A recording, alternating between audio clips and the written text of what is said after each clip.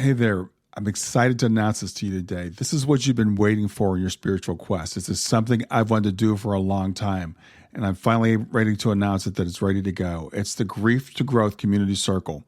Now, this is a sanctuary where like-minded souls are united in their journey through grief and towards personal transformation.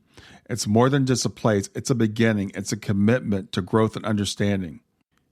Here you're finding not just a community, but you're entering a circle of trust and depth. You're going to engage with interactive coursework. You'll dive into exclusive podcast episodes and partake in discussions that illuminate the path from mourning to empowerment. This is a realm where every question is honored and every individual's journey is validated. To be part of this exclusive circle, visit us at grieftogrowth.com/community or look for the chat icon at the bottom of every page on the main website. Remember that entry is a privilege because I want to ensure that every member is as dedicated and genuine as you are. You must apply to join, but the journey within is worth every step. So go ahead and join us today. Check it out, grieftogrowth.com/community, and I look forward to seeing you there. Hi there. Welcome to Grief to Growth Podcast. Your host is Brian Smith, spiritual seeker, best-selling author, grief survivor, and life coach. Brian believes that the worst tragedies of life provide the greatest opportunity for growth. Brian says he was planted, not buried, and he is here to help you grow where you've been planted by the difficulties in life. In each episode, Brian and his guests will share what has helped them to survive and thrive. It is his sincere hope this episode helps you today. Hey everybody, this is Brian back with another episode of Grief to Growth. And today I've got with me William Peters. I've known William for about 4 years now. I've been following his work, but this is the first time he and I have actually talked face to face. But he's the founder of the Shared Crossing Project, and he's director of its research initiative.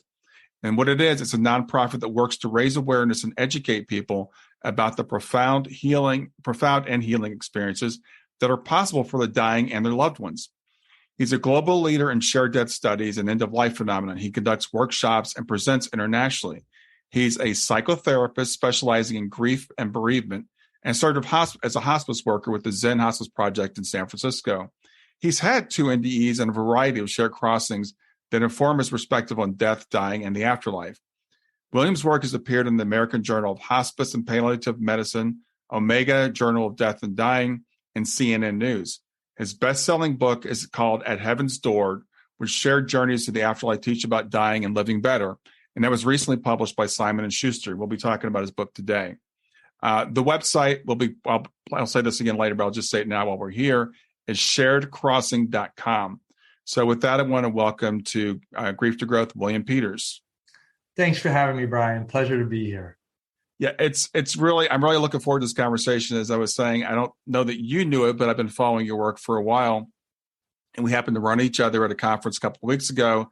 And I got to get this guy on because everybody needs to know about the shared death experience, but I don't think a lot of people do. So let's start with, what is a shared death experience?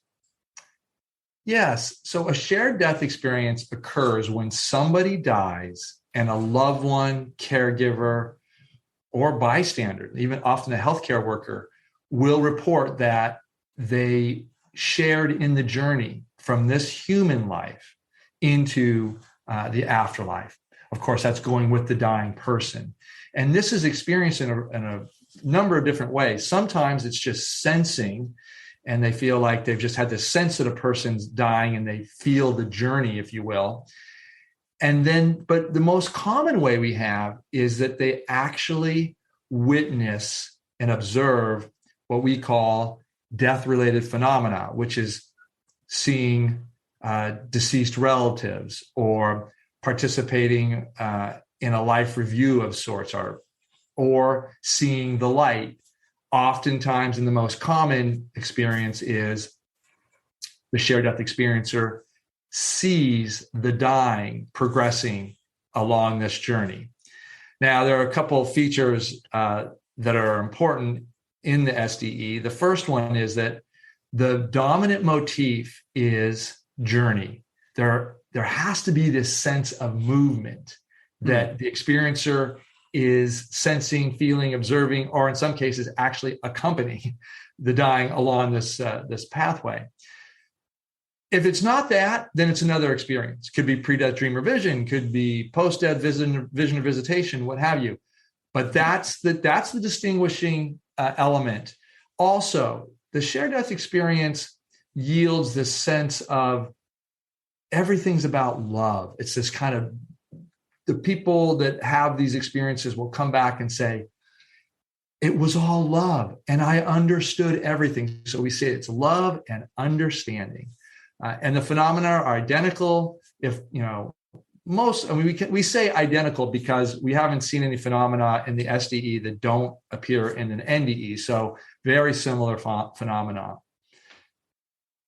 Yeah, I think, again, most people are familiar with the NDE, and we've heard of dream visitations and sometimes even apparitions or something that'll happen when someone's crossing over. But I don't know that a lot of people are familiar with the shared death experience. So I really appreciate you getting that message out there. And I appreciate explaining in such detail what it is, this idea of almost going along with the person as they're crossing over.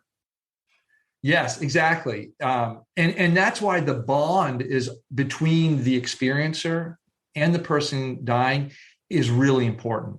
And that we see as kind of the substrate of the relationship. Now, we do have healthcare workers, hospice workers in particular, who will have SDE with their patients. And some people will say, well, why didn't the brother, partner, loved one have the SDE with the person dying rather than the hospice worker? Well, what we often find in these cases is the hospice worker will say something like, I was really close to so-and-so when he or she was dying. Mm-hmm. And there's often this experience as well. And her family was resistant to her dying. And so at that moment of death, there seems to be the dying may reach out to somebody who's really affirming and there for them around the transition piece itself. So we don't have a lot of those cases, but sometimes you scratch your head and say, wait a minute, the family was around the bed, but the hospice nurse was there too, and she had the experience. Now, you can have a multi-person SDE as well. More than one person can have it, but we only see that in about 12% of our cases. And that would be a low number. The reason why is when we're doing research to actually validate and document a multi-person SDE, it takes those family members who have had it to share the experience. And funny thing that we found is oftentimes family members are divided about whether they want to share it or not. And so that dampens down our data as to how many times a shared SDE might occur. Yeah, I would imagine some people might think it's a personal thing, but some people also might feel like people are going to think I'm crazy. Both. You're right, Brian. We get both of those. So I'm curious, how did you get into this field? Because you're the only person I know that's doing this work. Yeah. So, I had a near-death experience when I was 17 years old, a high-speed skiing accident. And it was a classic near-death experience. On impact, I catapulted out of my body. I saw my body on the ski slopes. I was moving away rapidly. At some point, I had a satellite view of my body on the ski slopes. And all the time I was moving away, I was having a life review. So I got to see every detail of my life played out for me. Then I saw the light out in the distance. I was just a beautiful galaxy. But the light got my attention and I realized, oh, I'm dying. Wow, I'm dying and I don't want to die. Unlike so many near-death experiencers, I actually pled with God to come back and have more of my life. So I did. But before I came back, while I was in the light, just as I say, God was pushing me back to earth, I heard, make something of your life. And that was quite profound. So I would have another near-death experience about a decade later in an ICU where I had a blood imbalance. And in that situation, I just found myself in the middle of the night hovering above, at the top of the ICU, just below the ceiling. And it was quite beautiful experience. I had no pain. I was a free-floating consciousness. I was there for a long time, listening to conversations of nurses and janitors and other healthcare staff. And I didn't even know I had a body down below until the doctor tapped on my hand. And I was asleep, so it looked, I was unconscious in that ICU bed. But when he tapped on me and called out my name, I said, "Oh, I'll look over." I got, not much going on in the ICU at 4:00 in the morning. So I moved over there and looked. I go, "Oh my gosh, that's me. That's me down below there." And then I had this question about whether I would answer him, because you say, Mr. Peters, I want to, would you wake up? And then I said, okay, I'll answer him. And as I did answer him, I filled in my body. And the view of the doctor changed from seeing him from above, looking at his crown, to now looking through my eyes right into his spectacles. And that was an interesting, rapid shift of perspective. So those are my two NDEs. But I also worked in San Francisco during the AIDS epidemic. And this would be the late 80s. This happened between my two SDEs. And when I was working with these communities, primarily of gay men who were dying of the HIV virus, I provided social services, I've provided counseling services, grief and bereavement. And I befriended a lot of people in the community because this was a hard time. And I was somebody who was very receptive just to provide services. I mean, that was my job, but I really enjoyed providing the services and having conversations that gave me insight into what these communities were going through and how I could help. Mm-hmm. So I made friends with one gentleman whose name is Brad. I changed the name. I'm thinking of his real name, and then in the book I changed his name, just so you know. So it's Brad. And Brad was kind of a death doula before his time, or what we might want to call as a psychopomp, in the sense that he helped soul spirits in human bodies cross over into the afterlife. Wow. And so he would share stories with me. And one day he came in and shared this story that just really opened my heart. And you'll see why when I share it with you, why it resonated with me. He talked about his, he called him his brother. All of them, they were homeless, and they lived in encampments and in a burned out building in south of Market in San Francisco. And so, and he shared that as his brother was dying, Randy, the community it sounded like about 8 to 10 people were gathered around his bed. And then they saw him rise out of his body up a cylinder of light.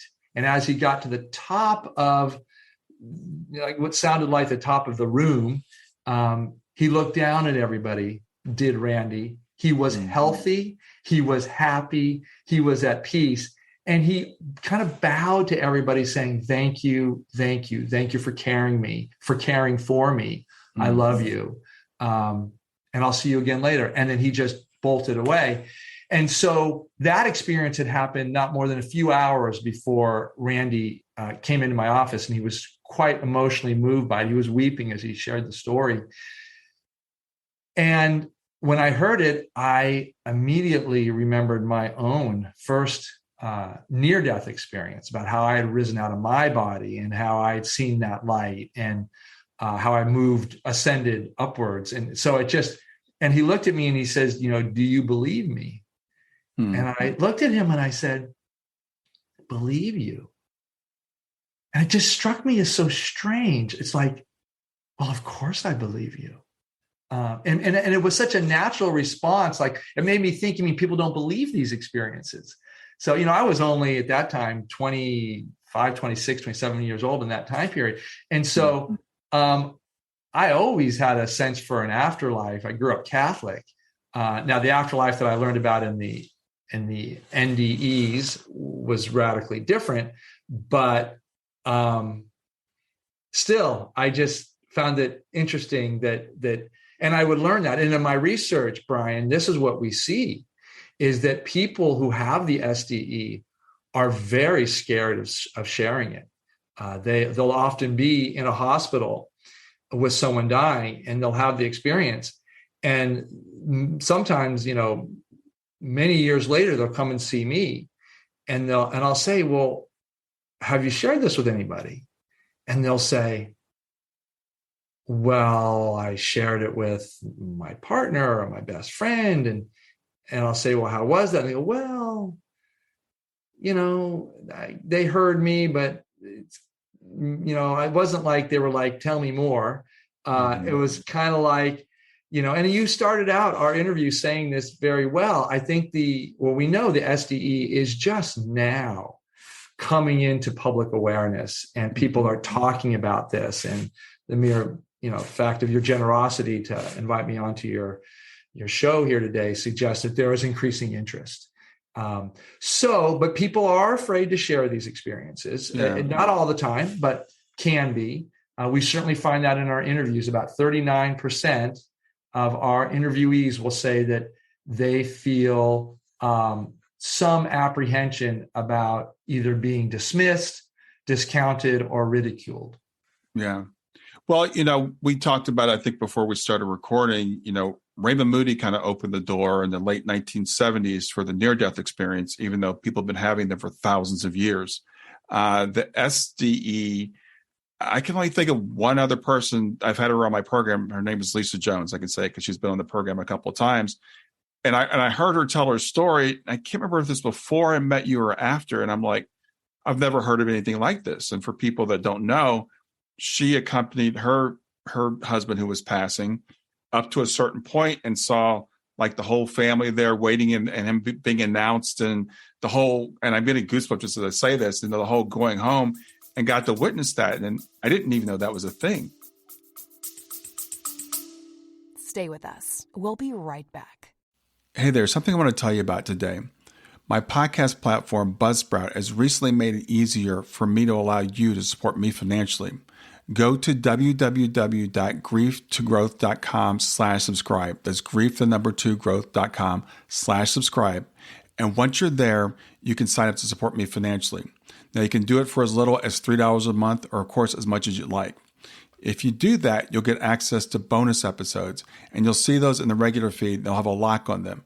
But when you become a subscriber, you'll actually get access to your own private feed, and you'll be able to listen to the regular podcast along with the bonus podcast for the subscribers. I want to thank you for listening. I want to thank you for sharing the podcast. And I want to thank those of you who support me financially. Have a great day, and on to the episode. Yeah. And Lisa's experience is lovely, because she also talks about the greeting party that you mentioned with the family, the deceased relatives there. But she also talks about a palace, a really huge, and a party that's being prepared. So there's a lot. She doesn't see the party, but she sees people scurrying about to get ready for the arrival of her husband's untimely death.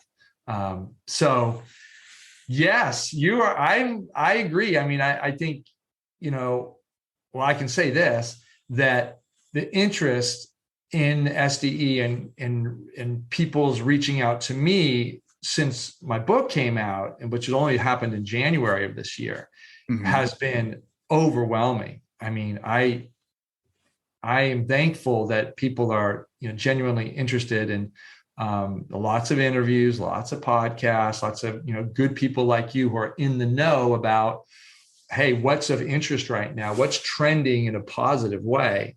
And I feel like that is what's happening for the shared death experience currently.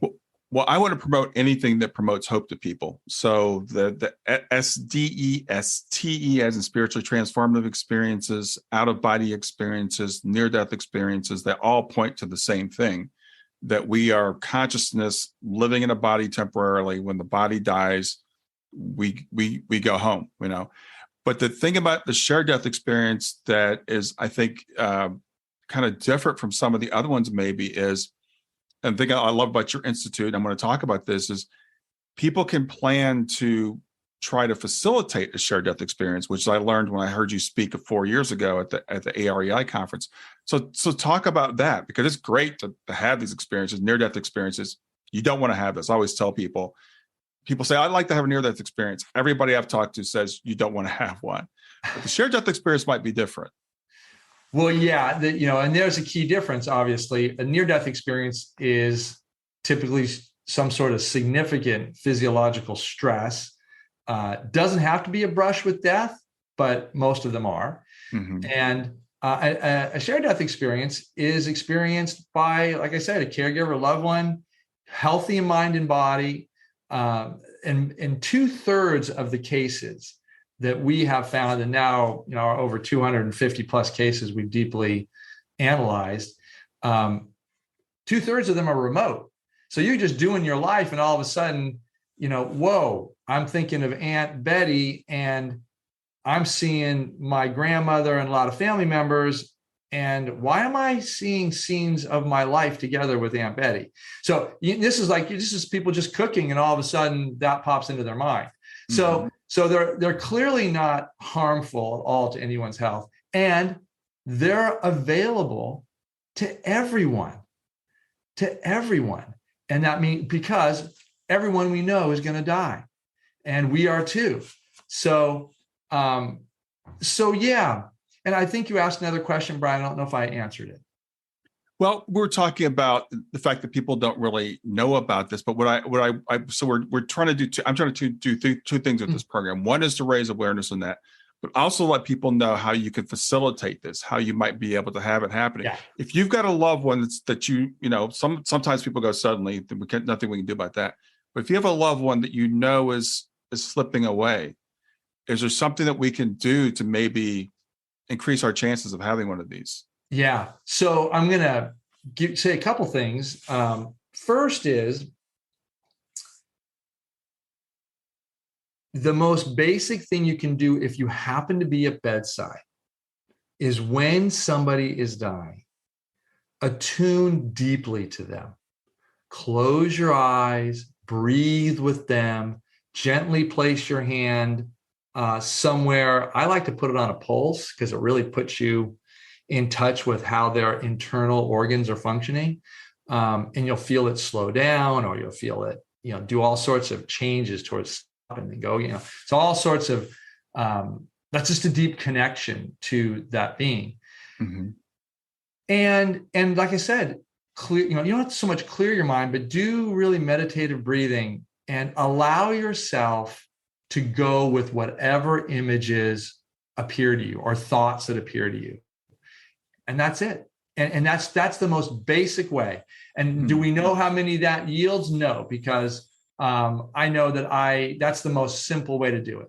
Now, there are far more in-depth trainings, and we offer them. I have a whole program that I've done for over a decade called the Shared Crossing Pathway Seminar. And it does 3 things. It first raises people's awareness and educates them about a variety of shared crossing experiences, a variety of spiritual end-of-life experiences. The pinnacle experience is the SDE, for sure. But there's also pre-death dreams and visions. There's also terminal lucidity. There's post-death visions and visitations. There's synchronicities throughout. So I do a good deal of kind of training and education about that on the first day of the seminar. It's just really an evening. It's like a few hours in the evening. And then on day 2, I do what I call death prep. And that is, we review our lives. We look for regrets. We look for the unfinished business of our lives. And then we work with ourselves to bring in compassion and forgiveness. And we make menses where we can. And then what we find ourselves naturally moving towards is gratitude. And then when that kind of primes the pump for psycho-emotional, spiritual clearing, because what we know is, when someone's dying, if they have unfinished business, it tends to be a weight or hook that makes the transition a little bit more difficult. So if you can get clear psycho-emotionally, spiritually with yourself and with people, that helps. And then we set people up with this. I'll even tell you the exercise. It's quite lovely. We have people sit across from each other, especially if they know each other. You can do this inside your, intrapsychically, like in your mind's eye. Or if you come with somebody to the workshop, you can sit across from them and do this exercise we call thank you, I love you, goodbye. And what that means is you thank the person for the life you've shared together. You tell them, I love you. And then you say something like goodbye, but goodbye is more of a bit of a statement that has some texture in it. Like, we've spent such a lovely life together. I just want to thank you and acknowledge that one of us will be dying from the other. So I want to say goodbye now. I want to honor that death will come to one of us at some point. And these are profound exercises. And then we go into the last third part of the program is teaching the shared crossing protocols, which I like to say that I developed, but the truth of the matter is they were like dropped into my mind, like you might want to call it a psychic download.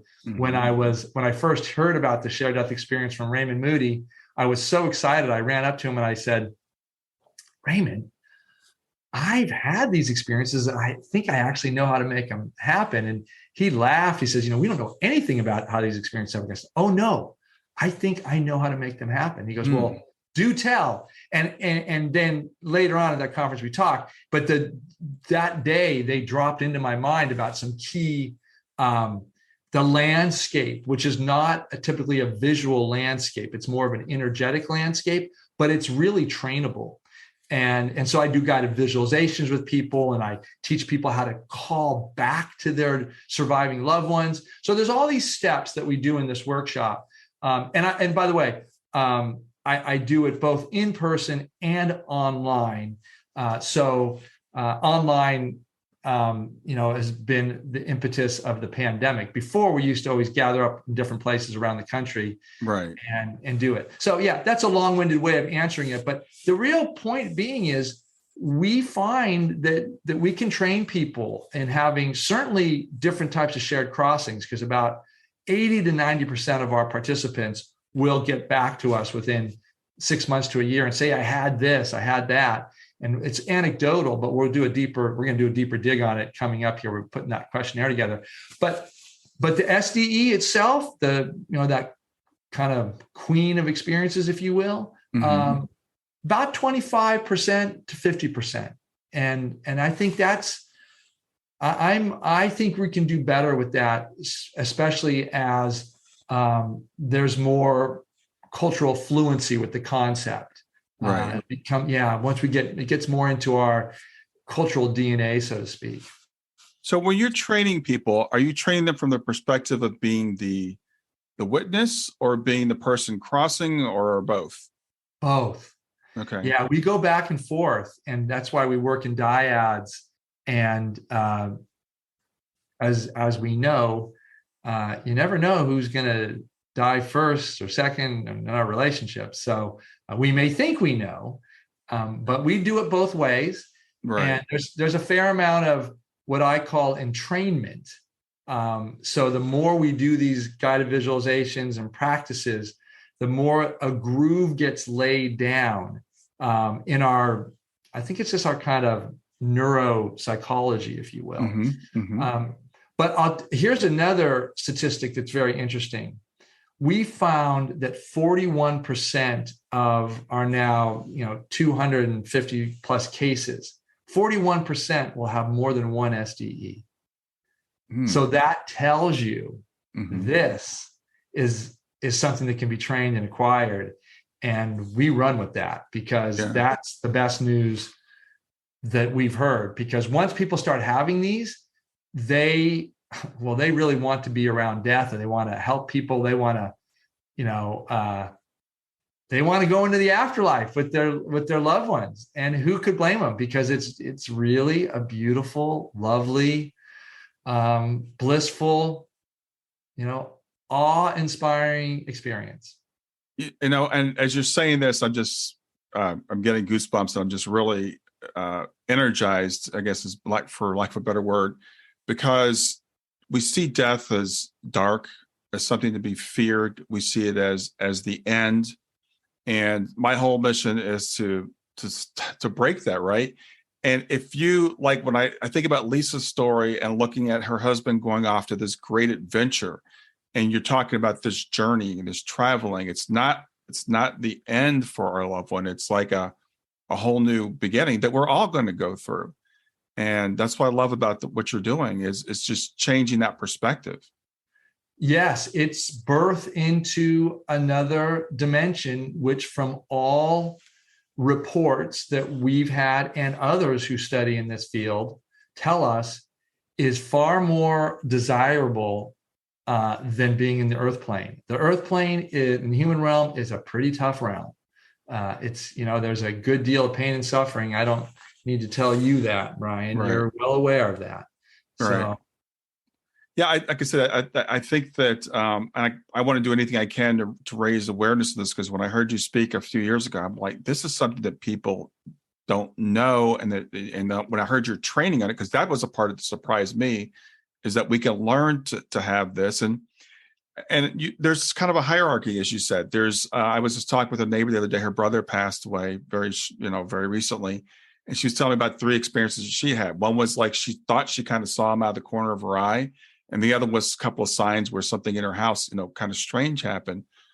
But, she told me, because I'm out there, I don't know if people think I'm crazy or not, whatever they think, but I'm out there. I share my experiences. I bring on people that share their experiences, and it gives people permission to share their experiences. So it'd be really interesting to see, once the shared death experience becomes more known, if we see there's a lot more people having them than we might think. I think you're right, that they are far more ubiquitous than we know.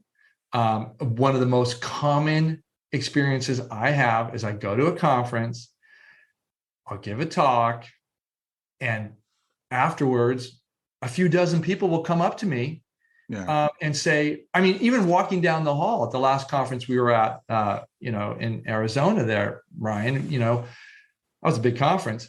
Mm-hmm. And I'm telling you, I couldn't go down the hall for the rest of the conference after I gave my talk. Someone would just run into me and just say, "Oh, hey, I wanted to talk to you. I had this, and this."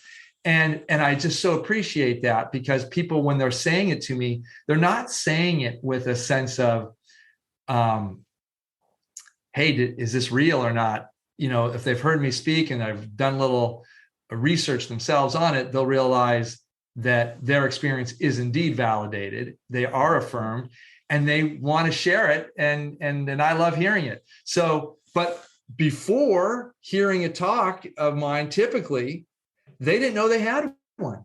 So I'm sure they're lurking in much higher numbers. Mm-hmm. If we look at the literature in near-death experiences, they say it's about 4%. So, in the United States, that's going to be something like, 12 to 14 million people.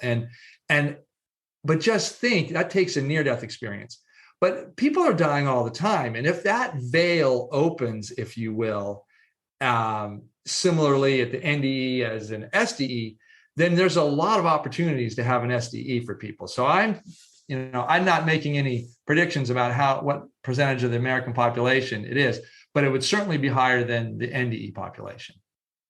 Yeah, that's really interesting, because even with NDEs, we're finding out that percentages are higher than we thought, the more that we do research into them. And when you think about the numbers, there's like 350 million people in the United States. That's a lot of NDEs that have been had. And I hear some people say, oh, it's just anecdotal, or there's small numbers, and they try to explain it away. But there's a lot of people having them. There's a lot of people on Earth, and there's thousands or millions of people that have had these experiences. Yeah. Yeah. So in your research, what have you found? How does the SDE, the shared death experience, I would have to be careful I don't say STE, how does the SDE, how does it impact people's grief? We'll get back to Grief to Growth in just a few seconds. Did you know that Brian is an author and a life coach? If you're grieving or know someone who is grieving, his book, Grief to Growth, is a best-selling, easy-to-read book that might help you or someone you know. People work with Brian as a life coach to break through barriers and live their best lives. You can find out more about Brian and what he offers at www.grieftogrowth.com, www.grieff2growth.com, or text growth GROWTH to 31996. If you'd like to support this podcast, visit www.patreon.com/grieftogrowth, www.patreon.com/GRIEF2GROWTH to make a financial contribution. And now back to Grief to Growth. Stay with us. We'll be right back. Hi there. I'm really excited to tell you about my latest ebook. It's 4 lessons that you can learn from the near-death experience without going through all the trouble of dying to learn them. I've been studying NDEs for several years now. I am completely convinced that not only are they 100% real, but that there's some very universal wisdom that we can get from the near-death experience. And I've distilled that down in this book into 4 short lessons. And I've also given you all the reasons why I believe that NDEs are absolutely real. So go to www.grieftogrowth.com/NDE lessons to pick it up for free. www.growth.com/NDE lessons. I hope you enjoy it. A beautiful question, and one that I am keenly focused on as a grief and bereavement psychotherapist. This is what was so moving to me, is that when I have clients who come to see me for grief and bereavement, and they have an SDE, what they tend to express is something like this. Well, I know my loved one, I feel the loss of my loved one, and it's heartbreaking. But I also know that my loved one is alive and well somewhere, and that we'll be reunited again. And they're not going to say that my grief isn't so bad. But me as a clinician who knows what grief looks like at different levels and how people are processing it, I say that SDE experiencers have grief processes that are contextualized with a cushion of SDE, a sense of, yes, you miss your loved one, but you also know your loved one is alive and well. And you also know that death is not an end, because that's another one of the after effects with the SDE, is that they report that they don't fear death anymore. They don't have anxiety about death anymore. They realize death is a transition. We're all going to do it. And in some cases, they're excited about it. Most cases, they're just like, oh, I'll wait till my time comes. Yeah. So grief and bereavement processes with SDE experiencers are, significantly less painful in a certain way. Yeah. I love the way you put that. I've never heard it put that way, contextualized with a cushion. Because I look at as grief as having 2 components. Well, it's got many, but from this perspective, 2 components. I'm grieving for myself, for my loss, and I'm grieving for my loved one's loss of life. And no matter how old they are, if they're 80, 90, 100 years old, we still grieve their loss, what we perceive as their loss of life, their loss of opportunity, especially I think the younger they are. With my daughter being 15, we perceive a bigger loss. But the thing that this does, it takes away half of that.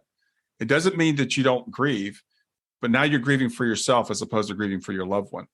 And that's a blessing that I've had. I've never grieved for my daughter. I've grieved her loss, but I haven't grieved what she lost. That's makes sense to me. I know from the research, when we, engage our participants in, their type of grief as it relates to the loss of life for their loved one, what they often say is almost flippantly, oh, I know he or she's alive and well and fine. It's my loss I'm dealing with. I know she's okay. And that's a rather strong statement, but it comes out so natural for the experiencers. I've been immersed in this so long now. It's been about 6 years I've been with Helping Parents Heal. And that's pretty much added, I can't say everybody in the organization, there's 20,000 people, but that's the attitude of the organization. It's kind of like our loved ones are okay. They're happy, healthy, they're whole. Yeah. I've been hanging around with people like you and, Suzanne Giesman and all these different people. And that's a very freeing perspective that I think sometimes we might take for granted that other people don't have. That they're like, that person has lost something, and we grieve because of them. And again, I think that's what's so important about this, and removal of the fear of death, which is another side effect of the NDE. Same thing as with the SDE. People that have had shared death experience and NDEs are like, I don't fear death. You said some people aren't rushing towards it. I've heard people say, I still feel the fear of the process, but being dead, I'm cool with that. Yeah. Well, dying is different than death. Right. Dying it can be a painful process. But death itself, pretty natural. So you tell me about one, because you've had a couple of SDEs, right? Yeah, numerous. Can you tell me about one of them? Yeah, I'll share one that I had with my father, and this is just 2 years ago. And he was dying. This is during COVID, so you imagine us in PPE around his bed in his memory care facility. And I'm on one side, close to his, shoulders up near his head. And my mother's on the other side, because my mother was in bed with him. And my sister's there as well on the other side, more towards his feet. Mm-hmm. And I'm doing what I tend to do, which is I have my hand on his pulse, around his wrist, and I'm breathing with him. And, as people get close to death, they often get altered breathing patterns. And so I'm just matching my breath with his. And then I'm closing my eyes to sense and feel him in a certain way, because, he's unresponsive. So I'm just feeling into his energetics, if you will. And as I do that, I see popping up to my left. It's not so much that it popped up. It's like it just kind of came into view now slowly. And then, wow, there's my grandmother and my aunt, both predeceased.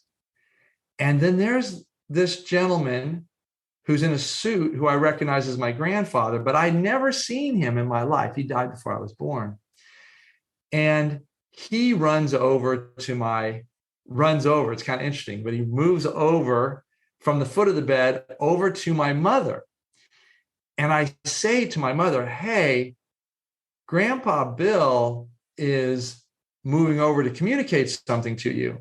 And he's telling you, thank you for having been such a wonderful wife to my son for 64 years. And I'm just getting all that. Now, this, this is not words that I hear audibly. And we find that this is either called what's often referred to in the research community as thought transference, or telepathic communication. But I'm getting it loud and clear what's going on. And then I go back to my grandmother and aunt who I knew from my life. And I noticed that there is a white light, like a stairway coming down from where they are, about a quarter way to where he is. And I'm here with them, asking them questions in my mind. And at one point I go, why aren't you taking him? Because he's ready to go. And he's, and they look at me, my aunt and grandmother, and they almost look at me in a certain way. They take my attention, and with their eyes, they avert my attention and move it over to the center of the bed, just over the abdomen of my father, but elevated a bit.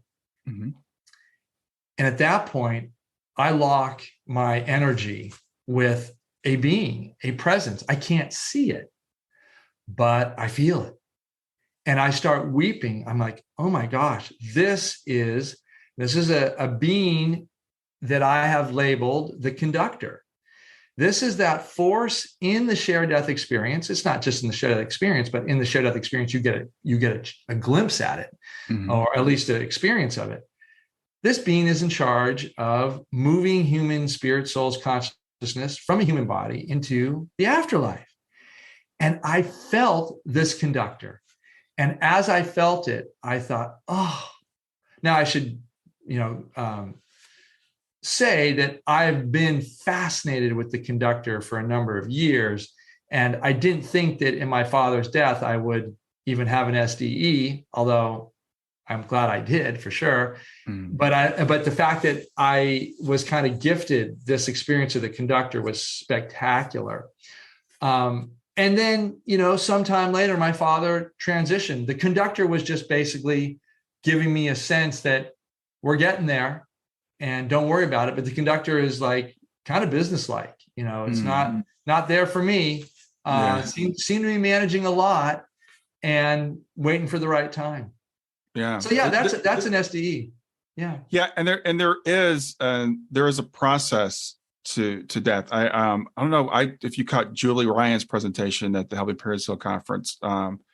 It was really interesting, her talking about this process that goes on and how these beings gather. And I think everyone's a little bit different, but there's also, it's orderly. It's not like there seems to be a time, and there's a time for people to go. So I think people might be surprised to find out that there's preparations on the other side, and there are beings that move us over, and helpers and stuff like that. It's a really fascinating process the more we study it. Yes, it is. It is, Brian. And the SDE is one glimpse into the mechanics of it, both the mechanics and the pathway. And one of the things I will mention about SDEs that I find fascinating is that light is presented in various different ways. Oftentimes it's a light way in the distance, a pinprick or a manhole of light. Sometimes it's a cylinder of light. Sometimes it's like an escalator of light. It's almost always leading upwards. And that's a big theme in the SDE is ascension, journey with ascension heading upwards. So yeah. And I've had a number of other ones. I've had some basic SDEs where I'm just sitting with somebody. I just had one 3 weeks ago when a family member died. And we, she was on memory, she was in memory care. We knew she was going. And I just moments after she died, I was there. And by the way, that tells you about 77% of our SDEs happen right at the moment of, medically determined death, cessation of brain waves and heart stopping. But we also have about 9% that happen a few moments, hours before, and also about 14% after, a little bit after. So in this case, I was there and with this family member. And as I was there, maybe 20, 25 minutes after she died, and I was just there, and I just closed my eyes, and I just said, which I do often, and I said this earlier, but I'll say it again a bit. Close my eyes and say, I wish you well. I thank you for having shared your life with me. I love you. Be well. Godspeed. Be well. And if I can help in any way, if you want to send me a message, my heart and mind are open to you. And boom, just in doing that, a few moments later, she didn't so much appear to me as some of her family members did, which is my family members. But I should say family members distantly. She was elderly. So these are people, her parents, which should be quite old. I'd never met them, but I'd heard of them. So when they appeared, I knew who they were. And that's one of the things. When people appear, you tend to know who they are, even if you've met them or not, even if you've never met them. You just get a sense for who they are. Yeah.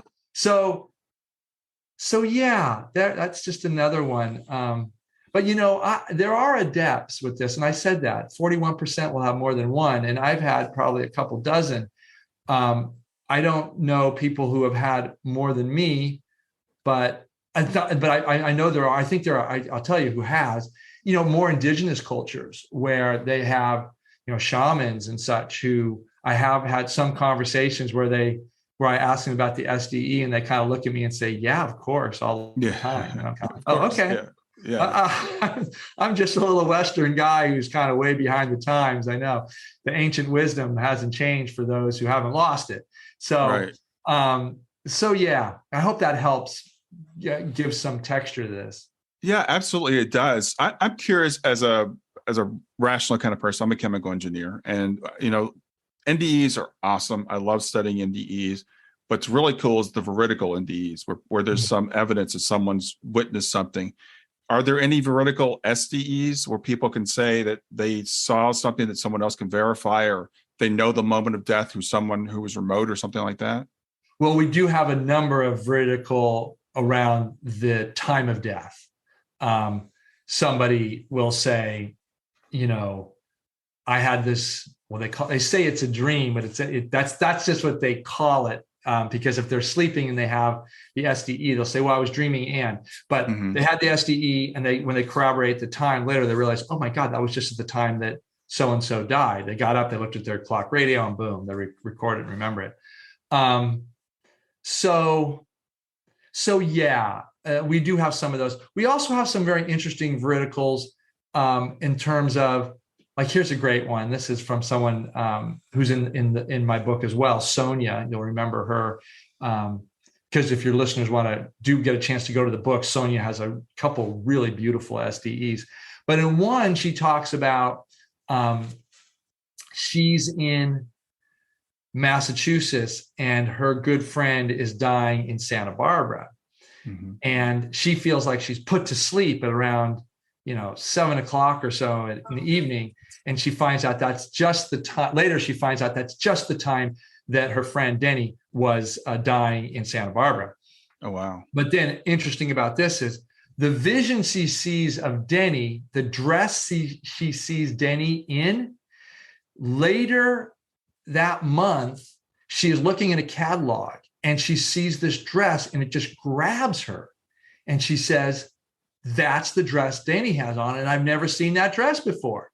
And so for her, it was evidential that this was a foretelling, if you will, about that she would get confirmation later for the experience. So yes, we do have some veridicals, but veridicals with SDEs are a little bit harder. Right. So yeah. Yeah, that makes perfect sense. I was curious about that because I think again, skeptics, they're going to be there. I believe all this stuff. Yeah. But it's and people try to explain, okay, why maybe it's just wishful thinking, maybe it's hallucinations, stuff like that. So those few kind of can help to say, okay, well, we can't verify all of them, but we can verify some of them. Yeah. Yeah. So tell me more about the research that you guys do, because I saw your talk at IANS, and for anybody that does happen to have the access to the recordings at IANS, I do recommend you go listen to William's talk because it was fascinating watching you interview some of the people who had shared death experiences. So tell me about the Research Institute. So the Shared Crossing Research Institute, our mission is to collect and document the SDE. We are the first research institute to create a typology. And I did this, a number of years ago, even before we started doing the research. It was done clinically. I started seeing patterns. And then we did our first research starting in, we did a research project in 2013, 14, 15, testing the methods, originally the methods we used to facilitate the SDE. And we found, one of the problems is people don't die. So it's hard to try to get valid data. So we have to wait for people to die. But like I said, I already shared that already, about 25 to 50%, we are pretty sure have an SDE after they've done our methods, our courses. So there's that. But then, then what's happened is we've really identified the different types of SDEs that occur. And, there's more detail in my book about that, but, they're at bedside, they're remote, their time-space continuum is different. It doesn't make, 75% at the time of death, roughly 77%, and then 23% before, a little bit before or after. Multi-person SDEs, we know those happen with 12%. I have statistics for, all the different features that we found. Yeah. But really what the research did was document this experience in its myriad of forms.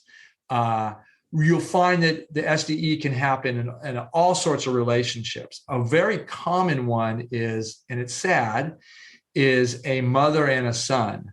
As we know, adolescent to young adult boys die at a higher frequency than the general population.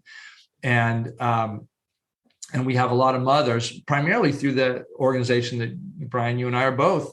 You're actually very involved with them, and I am too, as a guest speaker and presenter of sorts, but helping parents heal. So a lot of mothers in particular have shared their experiences with us.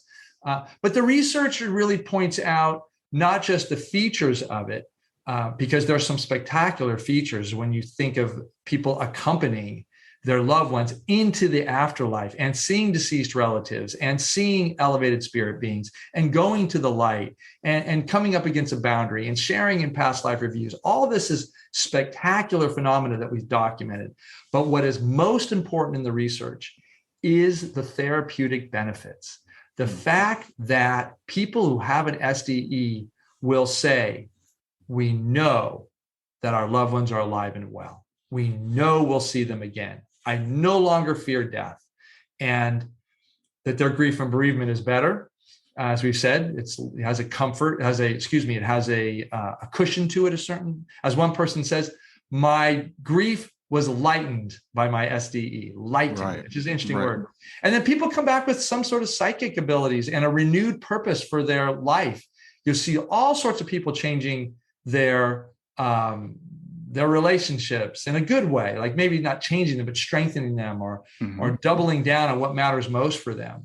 And so these are positive, transformational gifts. I think if there's anything you can say about the SDE, it's a transformational experience when it can be honored. And the way that it gets honored is through sharing it with people. And, if you want to go see a skilled, therapist or just a grief and bereavement, anybody who can really help you walk through it and affirm it, that does so much for grounding the experience in you. And then when you take an SDE, like any spiritual experience, and you work with it, it will invite you to do certain things. It will invite you to live often with a bit more awareness, mindfulness, consciousness, maybe with a more integrity. Those types of things are what is very heartening to me as an SDE researcher and clinician, that I see how these experiences make people's lives better. Yeah, I love your where you are. I mean, being a researcher, but also being a psychotherapist and seeing it's just fascinating to study from a scientific point of view, but it's really important the therapeutic benefit it has. I think that's awesome. So I was surprised to find out that you were able to get some of your research published in medical journals, because it's only been very recently they've even paid any attention to NDEs. So how do you feel like the medical community is coming along with this? Thanks, Brian. It was quite an accomplishment, and I'm humbled by that, but also proud to say that when the American Journal of Hospice and Palliative Medicine published the first article on the SDE, and of course, my team is the authors of that, and we publish under Shared Crossing Research Initiative rather than individual names, because we have a group of researchers that do it. Myself as a mental health provider, Dr. Monica Williams as an emergency room physician, and Dr. Michael Kinsella as a religious studies and cognitive science doctorate. And so we take this we look at it at different angles. And I think the research reviewers, the reviewers for these publications, really appreciate how we do try to cover all the angles when you look at this: medical, psychotherapeutic, spiritual, religious. And because of that, the reviews were stunningly positive, like, thank you for doing this research. As one reviewer said, we all know these experiences happen, but we've never seen a research study that's passed the scholarly rigor to be published. Right. And ours did. I mean, ours was, it took us 3 years and we had 164 cases, and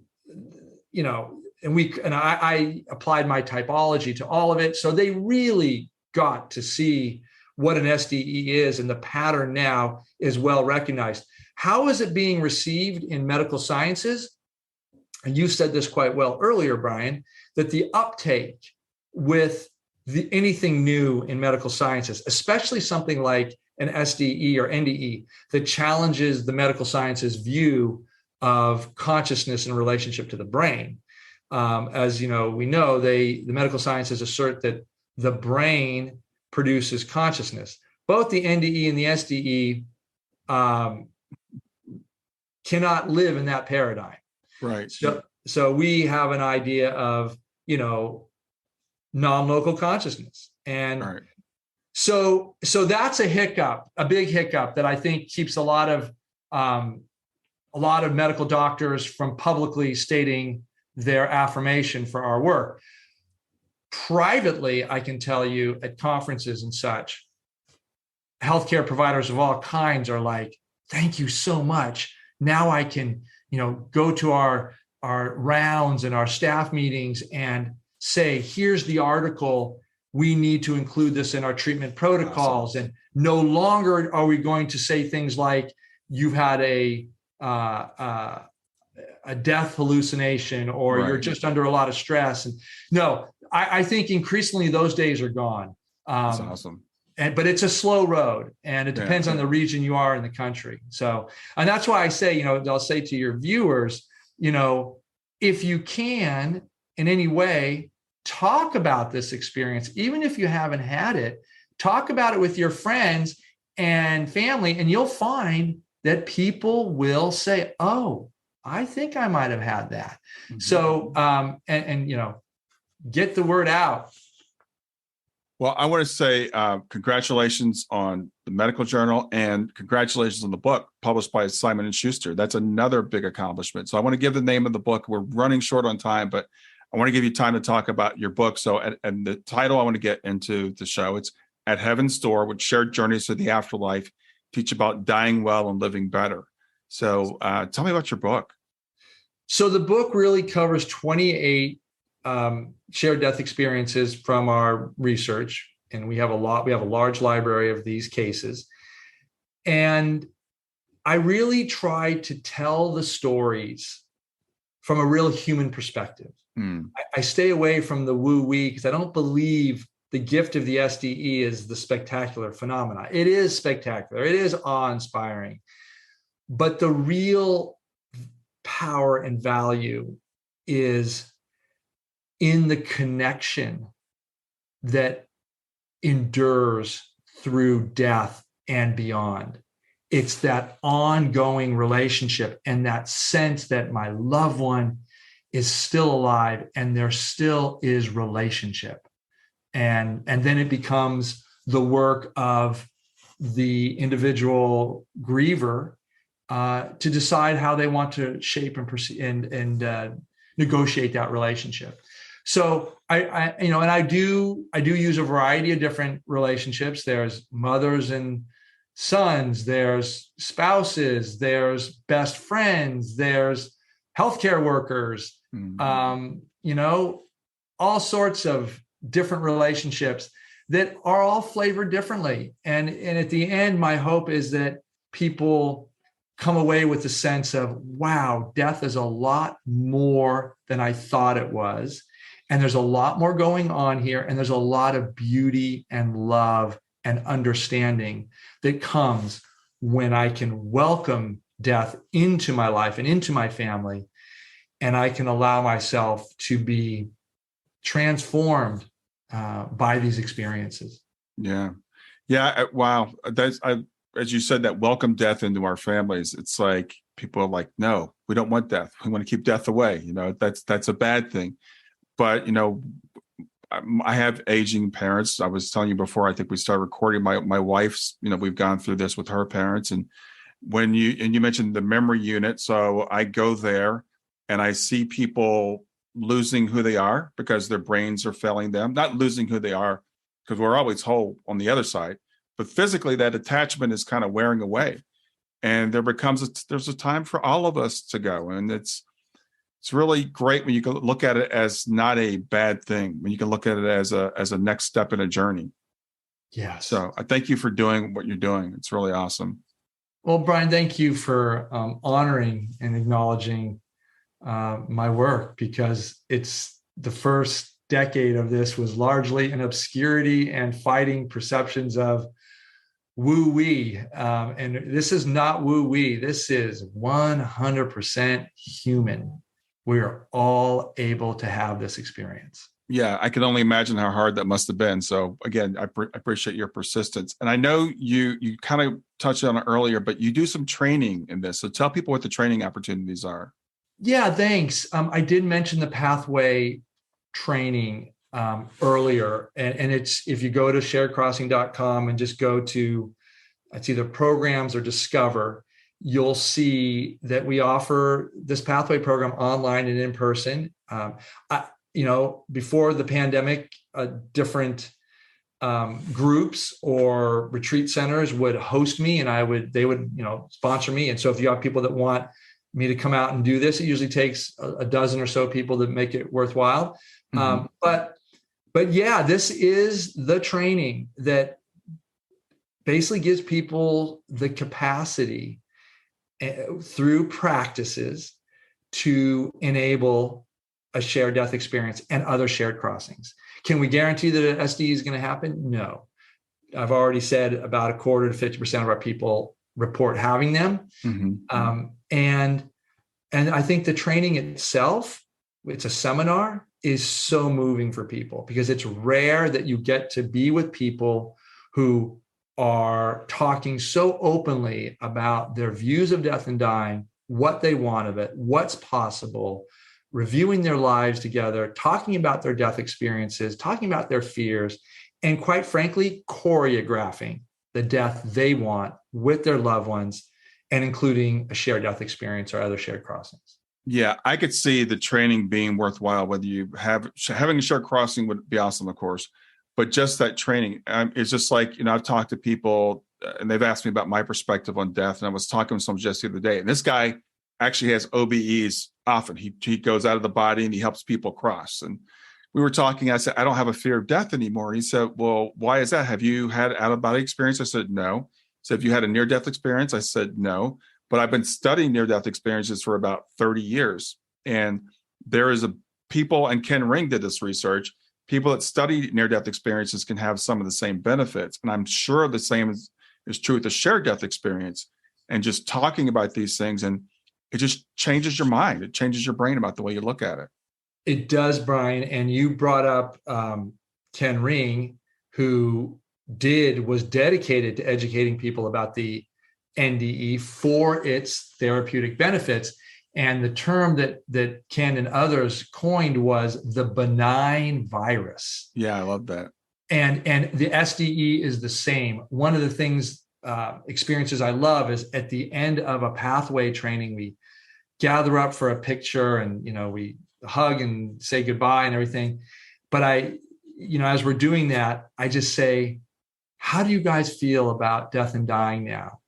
And they all light up and say, I am excited. I'm ready. No, I don't want to die now. No, I don't want my loved ones to know. But when it comes, mm-hmm. I'm ready. I am ready. And that just makes me feel so happy, because so many people are surprised by death, and we really shouldn't be. I mean, sudden deaths, yes. But, so many of us have deaths that are kind of predictable in a certain way. I mean, the vast majority of people go into disease processes of one or the other, and they're heading towards the exit. And we're all doing a dance as if, there's going to be a cure, or we can prolong this, or medical interventions are going to save this person. And it's really a rather traumatic exercises that's unnecessary. Yes. Yeah. So it's very sad. And I say to people, it's the only thing we know with 100% certainty is that when you're born, that you're going to die. And but it's not a bad thing. That, I know there's some people that sounds really horrible, fatalistic, but it's true.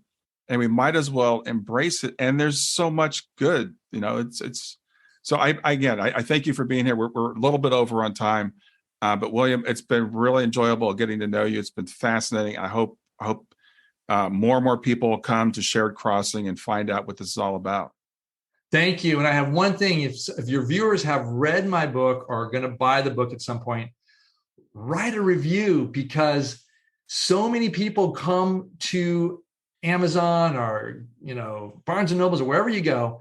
And I've learned from my publisher that 40% of the people that show up there will actually not know what book they're going to buy. And this is a type of book that if people see the good reviews on it, because they're saying afterlife, shared crossing, or, SDE, and they see a good review, it helps them if they see lots of reviews. So that's a request for those of you who want to kind of support this advocacy for more knowledge about SDEs. Yeah, and I will echo that. As an author, it's almost impossible to get reviews. People will tell you how great your book is, but they won't review it. So I'm going to say to anybody listening to this, please go to Amazon and review the book. Read the book, review the book. And just one line, even one line, Brian, as you know, it's just like, it doesn't have to be a big, long thing, just 5 stars or 4 stars or whatever. And and that just gets the word out in a good way. Yeah. Well, again, thanks for being here. Enjoy the rest of your afternoon and the rest of your weekend. Thank you, Brian. Thank you for having me. Thanks for listening to Grief to Growth. Brian hopes that you find this episode helpful and will come back for future episodes. Brian's best-selling book, Grief to Growth, Planted Not Buried, is a great resource for anyone who is coping with grief or knows someone who is. If you enjoy the podcast and would like to support it, there are 3 things you can do to help. The first is to share the podcast with someone that you think it will help. The second is to go to iTunes, rate, and review the episode. The third way you can support the podcast is by becoming a patron. Head over to www.patreon.com/grief2growth. That's patreon.com/grief, the number 2, growth, and sign up to make a small monthly donation. Patrons get access to exclusive bonus content and knowledge that you are helping to spread the message of grief to growth. For more about Brian and Grief to Growth, visit www.grief2growth.com. Hi there. I hope you enjoyed this latest episode of the podcast, and I'd love to hear your thoughts. What questions came up for you? What did you like about it? What didn't you like about it? I invite you to visit us at grieftogrowth.circle.so. That's grief, the number 2, growth.circle.so, to continue the conversation with me and with other listeners. It's a space to sound off, to share reactions, and to go deeper into the topics from the show. I look forward to chatting more, and I hope to see you there.